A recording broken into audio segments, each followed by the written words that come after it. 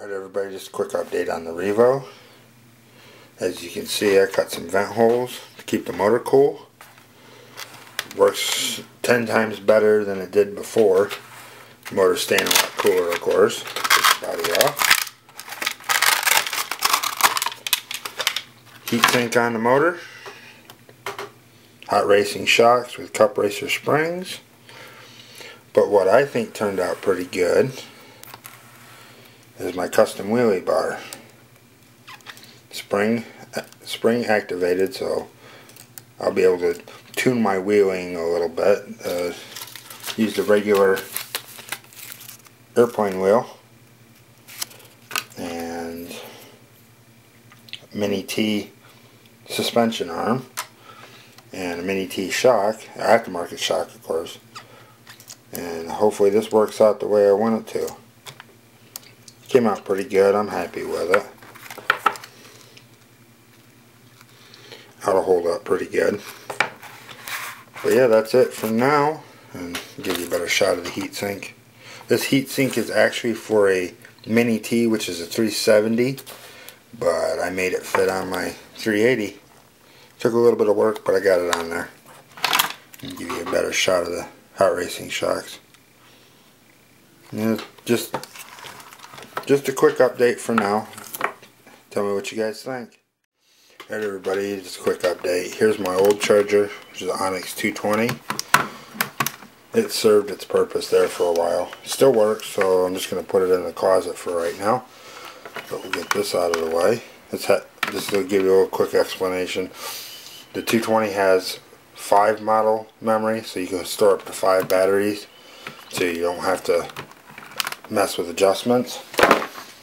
But this is my new charger, the 235, which charges LiPo, lithium phosphate, nickel cadmium, nickel metal hydrate, and lithium ion. As you can see, built-in balancer, 10 battery memory, uses your standard banana plugs, your balance, 5 volt out so you can charge your cell phone, your MP3 player, or your camera, mini USB for firmware update, standard computer power supply plug, and a fan. As you can see, Onyx brand of course, it's kind of cheap looking, but it works really well. The thing I like the most is everything unplugs. Of course there's the DC output. Everything unplugs, which is a lot better than just having wires hanging around and worrying about them shorting out. This will charge 1 to 10 cell nickel metal hydrate, nickel cadmium, and 1 to 4 cell lithium polymer and lithium phosphate and lithium ion. Here's what comes in the box. You get your alligator clip for your 12 volt source, and it is polarized, so you don't have to worry about plugging it in backwards. Unfortunately, those aren't polarized. You just have to make sure you plug the red to red, black to black. Comes with the connectors, which is a Traxxas high current, so you don't need to make that if you have it, which I'm glad I didn't. Dean's Ultra. This is a genuine Dean's plug. Came with the charger. And a battery plug I no longer use, but it's got the gold ends instead of the silver ones. No longer use those.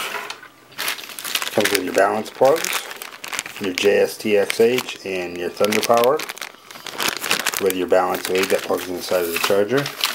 And what really got me, the USB for the mini USB for the firmware came with it. Next up will be my batteries for the Revo, and then shortly after that I'll be getting more batteries for the Cup Racer and the Exceed. So we'll cut here and tell me what you think. Alright everybody, got the package in that I was expecting. Let's open it up and see what we got. Oh, I know what I got. Let's just see if I can do this one-handed. Sorry. It's hard to cut a box open with one hand.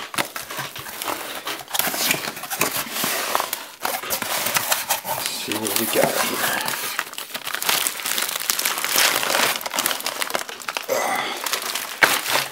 Get this out of the way.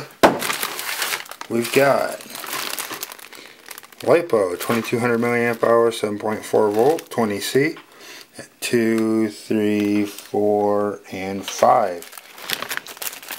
1, 2, and 3 LiPo sets. Let's take one of these batteries out. They're all the same batteries.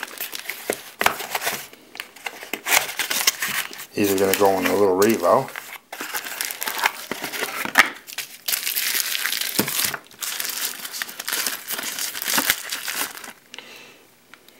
It's a nice looking battery. Very well built too.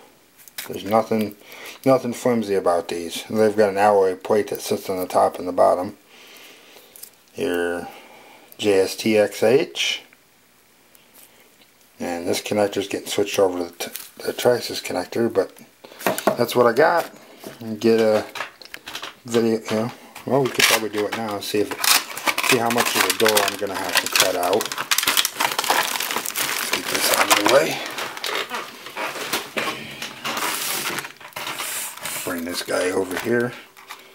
See how much of the tray I'm going to have to trim. Shouldn't be too much.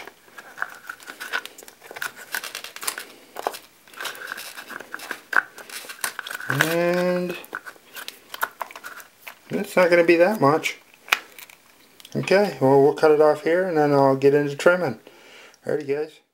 Alright, everybody, here's the modification you need to make the Sky LiPos fit in the 16 scale Traxxas vehicles. Cut that section out. Get this open. Don't know if you guys can see in there. You gotta take out quite a bit of material to get this battery to fit. But if you do it right,